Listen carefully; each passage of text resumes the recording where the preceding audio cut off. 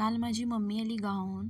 माझी जरी मम्मी असली तरी आजूबाजूच्या लोकांची ती आई आहे. आई आता आला काय? काय घेऊन आला? असे फार शेजारी विचारणारे आहेत माझ्या आजूबाजूला. घरी येता येताच पिशवी अशी हळूहळू रिकामी होत आली आणि उरलेलंही माझ्यासाठी. त्याच्यामध्ये कापाची कच्ची केळी, पिकलेली केळी, गावठी घरचे तांदूळ, चिक्कू, रताळे आणि बरंच काही भरपूर आणली होती. पण येता येता ती पिशवी खाली होत गेली.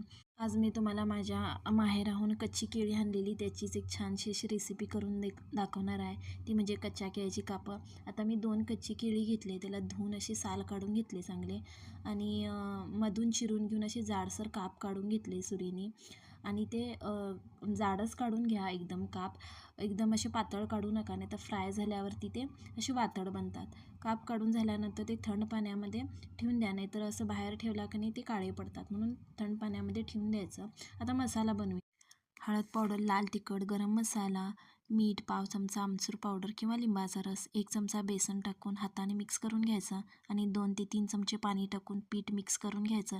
जसं भजीचं पीठ बनवतो त्या पद्धतीने थोडंसं पातळ. आता एक एक केळ्याच्या कापाला लावून घ्यायचं आणि 10 मिनिट बाजूला ठेवून द्यायचं. एका प्लेटमध्ये बारीक रवा घेतली, त्याच्यात 1 चमचा तांदळाचं पीठ, चिमटभर मीठ, चिमटभर हळद पावडर टाकून मिक्स करून घेतले. आता कापांना रवा लावून तेलात टाकून चांगले काप खरपूस भाजून घ्यायचे दोन्ही साईडनी. पाण्याचा हपका वगैरे काही मारायचं नाही किंवा झाकण वगैरे काहीच ठेवायचं नाही. असं खरपूस भाजून घ्या. थोडंसं तेल जास्त टाका आणि दोन्ही साईडनी भाजून घ्या आणि इतकेच चांगले लागतात हे केळ्याचे काप. एकदा नक्की ट्राय करा. आणि केळ्याचे काप कधी पण कट करताना असे पातळ कट करू नका, नाहीतर फ्राय केल्यानंतर ते वातड बनतात. थोडेसे जाडच कट करून घ्या. आपण बटाट्याचे कसे फ्राय करतो त्याप्रमाणे. एकदा नक्की ट्राय करून बघा ह्या पद्धतीने. व्हिडिओ आवडला असेल लाईक, सबस्क्राईब करायला विसरू